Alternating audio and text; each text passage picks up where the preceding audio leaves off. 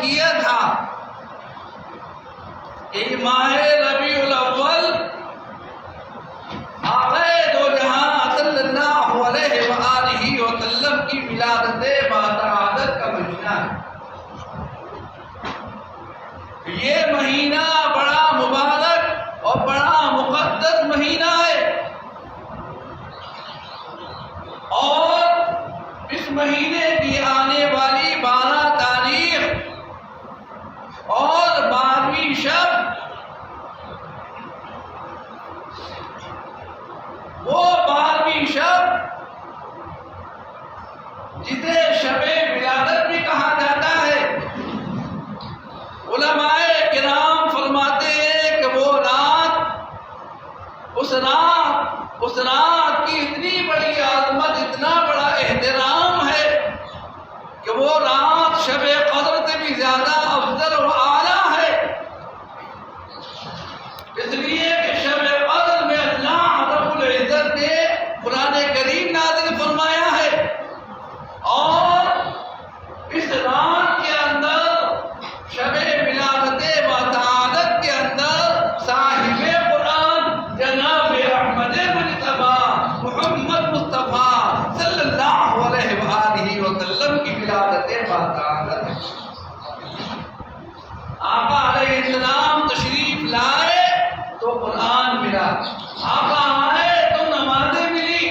آقا آئے تو روزے ملے، آقا آئے تو ایمان ملا، آقا آئے تو کعبے کی عظمت کو بتایا گیا، اور حقیقت یہ ہے کہ اللہ رب العزت فرما رہا ہے، قسم ہے مجھے اپنے جلال کی، محمد مصطفیٰ اگر میں آپ کو پیدا نہیں کرتا تو میں اپنے آپ کو بیداری نہیں کرتا۔ یہ مہینہ بڑا مبارک اور بڑا بابرکت مہینہ ہے، اور ان کی تعریف آقا دو جہاں صلی اللہ علیہ وآلہ وسلم کی تعریف نہ کل مکمل ہوئی تھی، نہ آج مکمل ہوئی ہے، نہ صبح قیامت تک مکمل ہوگی۔ 1400 سال ہو گئے، لکھنے والوں نے لکھ لیا، قلم ٹوٹ گئے، روشنائیاں سوکھ گئی، لکھنے والوں نے لکھ کر انتہا کر دی، لیکن کسی بھی لکھنے والے نے یہ نہیں کہا کہ بس اب آخر ہے، اس کے آگے کوئی نہیں لکھ سکتا۔ لکھنے والے نے یہی کہا، جہاں تک اللہ نے مجھے صلاحیت عطا فرمائی تھی میں نے لکھ دیا، لیکن حقیقت یہ ہے کہ کہنے والے نے کہہ دیا کہ لا یمکن الثنا کما کان حقہ بارد خدا، بزرگ تو یہ قصہ مختصر، ان کی تعریف کا تو کوئی حق ادا کر ہی نہیں سکتا، بس ان کی تعریف یہ ہے کہ خدا کے بعد کسی کا مقام ہے تو مقام جناب محمد مصطفیٰ صلی اللہ علیہ وآلہ وسلم۔ اور ہم اور آپ یہ بات اچھی طرح ذہن میں رکھ لیں، ہم اور آپ 12 وفات نہیں منا رہے ہیں، ہم 12 وفات نہیں منا رہے،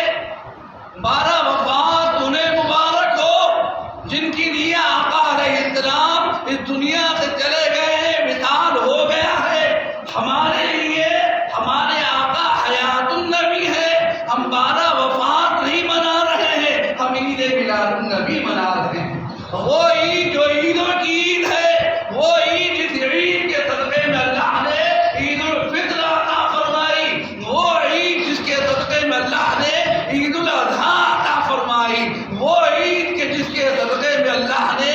انسانیت عطا فرمائی، انسان کو انسان بنانے والے آقا دو جہاں صلی اللہ علیہ وآلہ وسلم۔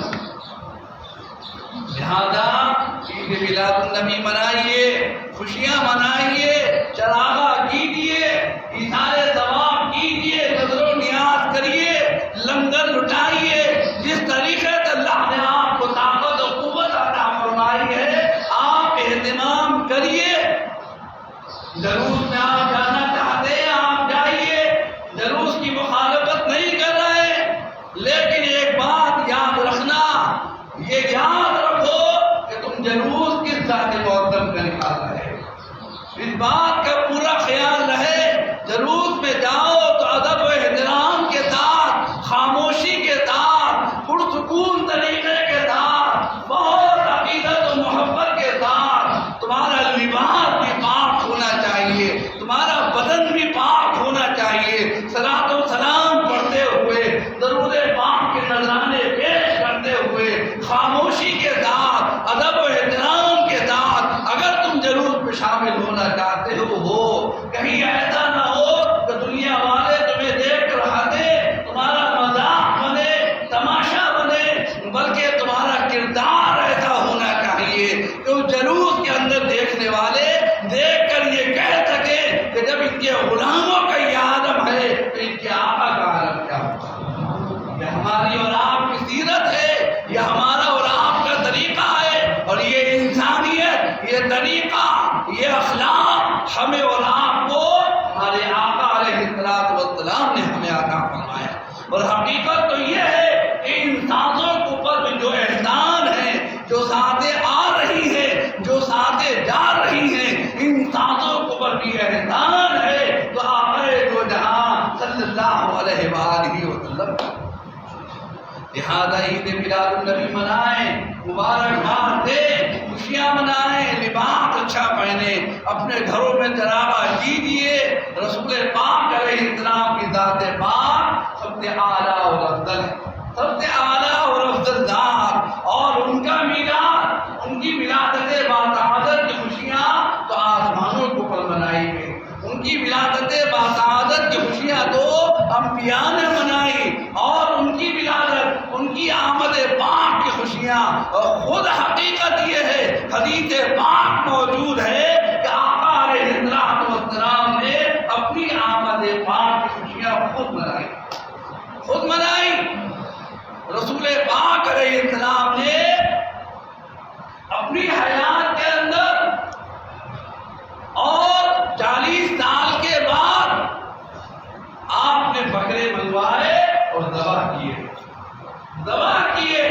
علماء نے کہا کہ آقا علیہ السلام نے اپنا عقیقہ کرا تھا، لیکن حقیقت یہ ہے کہ آقا علیہ السلام کا عقیقہ آپ کی ولادت باسعادت کے 7ویں دن آپ کے دادا محترم نے کر دیا تھا۔ جو آقا علیہ السلام نے 40 سال کے بعد بکرے کٹوائے، کھانا تیار کروایا اور لوگوں کو کھلایا، اور لوگوں نے، صحابہ نے معلوم کرا یا رسول اللہ آج یہ بکرے، یہ کھانا، یہ اہتمام کیوں؟ فرمایا اللہ رب العزت نے مجھے دنیا کے اندر آج کے دن جلوگر فرمایا۔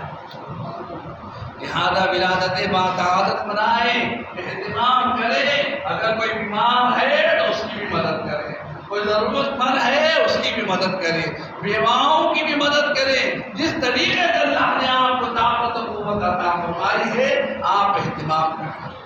وقت کی تنگی ہے، ورنہ حقیقت یہ ہے کہ ولادت باسعادت کا فائدہ قرآن کہہ رہا ہے، حدیث بتا رہی ہے کہ جب ولادت باسعادت کا فائدہ کافروں کو پہنچ سکتا ہے تو ہم اور آپ تو غلامان جناب محمد مصطفیٰ صلی اللہ علیہ وآلہ وسلم ہیں۔ جب ہم خوشیاں منائیں گے، ہم اہتمام کریں گے تو ہمیں فائدہ کیوں نہیں پہنچے گا؟ ابو لہب جو حضور کا چچا تھا، کافر تھا، ستایا تھا، ظلم و ستم کیے تھے، اسی کے حق میں سورہ تبت یدا نازل کی گئی، لیکن حضور کا چچا تھا۔ کسی نے آ کر خبر دی کہ ابو لہب تیرے یہاں بھتیجا پیدا ہوا ہے، خوش ہوا کہ میرے بھائی کی اولاد ہوئی ہے۔ کیوں؟ اس لیے کہ والد محترم آپ کی آمد پاک سے 6 مہینے قبل وصال فرما گئے تھے۔ اسے خوشی ہوئی کہ میرے یہاں بھتیجا پیدا ہوا ہے، اور یہ خبر دینے والی اس کی بانی تھی، اس کی غلام تھی۔ اس نے آ کر خبر دی کہ ابو لہب تیرے یہاں بھتیجا یعنی محمد مصطفیٰ پیدا ہوئے ہیں۔ اسی وقت اس خوشی کے عالم میں ان 2 انگلیوں کے اشارے سے اس نے کہا آج سے تو آزاد ہے، آج سے تو آزاد ہے، اب تو میری بانی، میری غلام نہیں رہی، تو آزاد ہے۔ ابو لہب نے ستایا بھی، ظلم و ستم بھی کیے، قرآن نے اس کے ظلم و ستم بھی بیان کیا، لیکن آپ کے دوسرے چچا حضرت عباس خود فرماتے ہیں کہ میں نے خواب میں دیکھا کہ میرے بھائی ابو لہب عذاب کے اندر ہے اور اس کے پاؤں کے اندر آگ کے جوتے پہنائے گئے ہیں، اور اس کا نتیجہ یہ ہوتا ہے کہ ان پاؤں کے اندر آگوں کی جوتوں کی بدولت اس کا دماغ حامیوں کے اندر کھولتا ہے اور وہ چیخ و پکار کر رہا ہے۔ آپ کے بھائی نے پوچھا بھائی کیا حال ہے تمہارا؟ تو ابو لہب نے کہا بہت تکلیف میں ہوں، بہت پریشان ہوں، میں عذاب الہی نازل ہو رہا ہے میرے اوپر، لیکن پیر کے دن کا انتظار میں بڑی بے صبری سے کرتا ہوں۔ پوچھا بھائی پیر کی کیا خاصیت ہے، کیوں؟ فرمایا اس لیے کہ پیر کے دن میرے یہاں بھتیجا یعنی محمد مصطفیٰ پیدا ہوئے تھے اور آپ کی ولادت باسعادت کی خوشی میں نے اپنی باندھی کو، اپنی غلام کو آزاد کر دیا تھا۔ اللہ کو میرا یہ کرنا، میرا یہ عمل اتنا پسند آ گیا ہے، اتنا پسند آ گیا ہے کہ جب پیر کا دن آتا ہے تو میرے اوپر سے عذاب اٹھا دیا جاتا ہے۔ آقا کی ولادت باسعادت کا فائدہ جب کافر کو مل سکتا ہے، اور ایسا کافر جس کو پر قیامت تک لعنت ہوتی رہے گی، اللہ اس کو فائدہ عطا فرما رہا ہے۔ ہم اور آپ خوشیاں منائیں تو کیوں نہیں ہوتا؟ خوشیاں منائیے بس شریعت کے دائرے میں رہ کر۔ ڈی جے بجانا، ناچنا گانا، شور و غل کرنا مذہب اسلام اس کی اجازت نہیں دیتا۔ میں نے گزشتہ جمعے کو بھی کہا تھا، پھر کہہ رہا ہوں کہ ڈی جے بجانا، ناچنا گانا، شور و غل کرنا مذہب اسلام اس کی اجازت نہیں دیتا۔ کسی کی دل آزاری مت کرنا، بہت حالات نازک ہیں، سوچ سمجھ کر قدم رکھو، اپنے جذباتوں کو قابو میں رکھو، صبر و تحمل کے ساتھ۔ آقا علیہ السلام کی ولادت باسعادت کا دن ہے، ان کے اوپر درود و سلام پڑھو، لو لگا کر درود و سلام پڑھو، جتنا ہو سکے ان کے نام سے محفلیں کرو، میلاد مناؤ، خوشیاں مناؤ، لنگر کرو، لیکن سب کام یہ شریعت کے دائرے میں رہ کر۔ شریعت سے باہر کرو گے تو آقا علیہ السلام کو ایسا عمل پسند نہیں۔ اور جب حضور سے تمہیں محبت ہے تو حضور کی نمازوں سے بھی محبت کرنا ہوگی۔ حضور سے تمہیں محبت ہے تو حضور کی اعلیٰ اولاد سے بھی محبت کرنا ہوگی۔ حضور سے تمہیں محبت ہے تو حضور کے اخلاق کو بھی تمہیں اپنانا ہوگا۔ لہذا